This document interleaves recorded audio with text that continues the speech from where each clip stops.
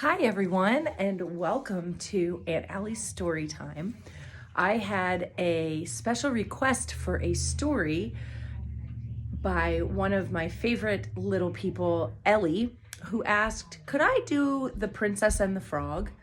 So I am going to do a little golden book version of The Princess and the Frog for Miss Ellie. So when Tiana was a little girl, she loved to cook. Food brings people together, Tiana's daddy always said. Tiana had a big dream. She wanted to own a restaurant one day. It would have music and good food, and it would bring people together, just as daddy said. Do you have a big dream? Something that you want to do? Big dream? Tiana grew up and worked hard. When she had saved enough money, she tried to buy a place for her own restaurant. The two brokers promised to sell her the old sugar mill. Tiana went to her friend Charlotte's costume party. There, the brokers broke their promise. Tiana was so upset that she fell and ruined her costume.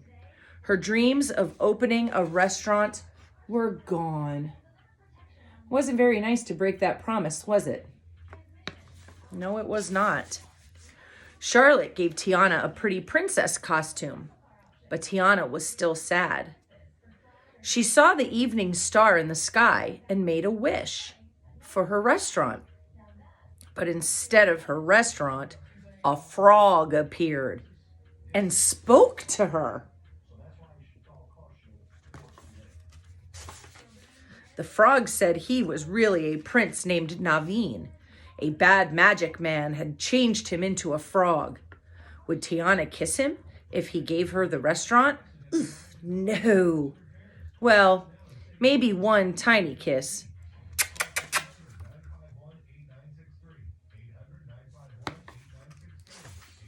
The frog did not turn into a prince, but Tiana turned into a frog.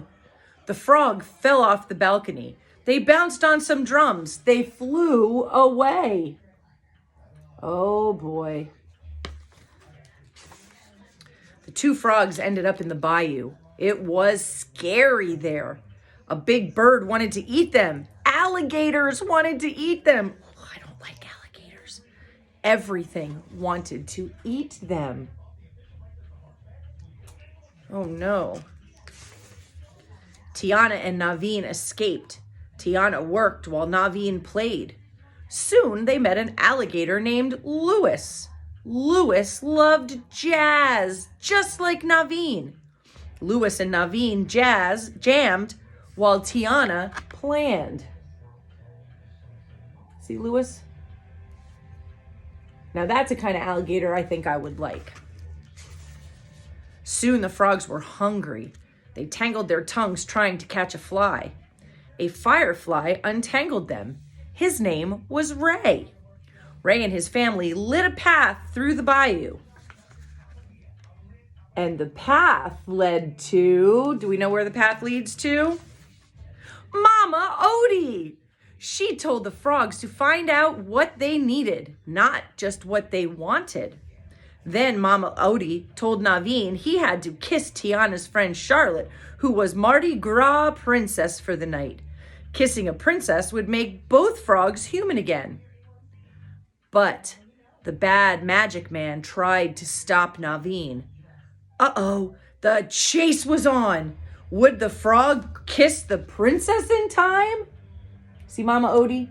She's one of my favorites. I like Mama Odie. So let's see. No, time was up. Naveen and Tiana remained frogs, but they realized that they were in love. That was all they really needed. The two frogs got married. Now Tiana was a princess.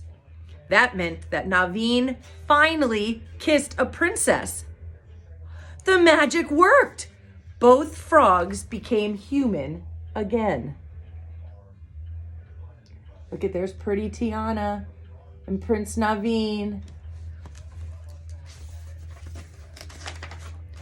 Tiana and Naveen worked together to fix up her restaurant. It was the best restaurant ever. At last, Tiana had exactly what she wanted and exactly what she needed. Good friends, good food, and good times with family and friends. And there we have it, the story of the Princess and the Frog. So it wasn't quite like the movie. It was a very shortened version of the movie, but it still was a good story. And I'm happy to have shared it with you. And I'm very happy that my little friend Ellie asked for the book to be read.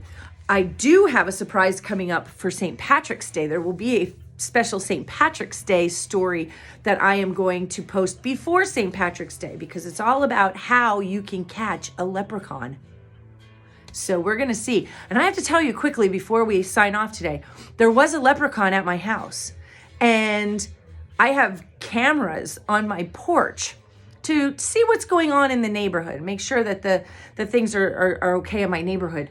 And the leprechaun dropped something off of my porch, and I'm not even kidding you. My cameras didn't even see him, didn't even spy him. I would have never known that there was a leprechaun at my house if I didn't see the present that the leprechaun gave me on my porch. So there is a sneaky leprechaun around, and I'm going to share a story with you closer to St. Patrick's Day on how to catch a leprechaun, and then we can share whether or not we caught one. If you have any requests for stories, things that I have not read, or things that you would like to hear me read, please drop me a message and let me know. I will gladly share whatever story you would like to hear.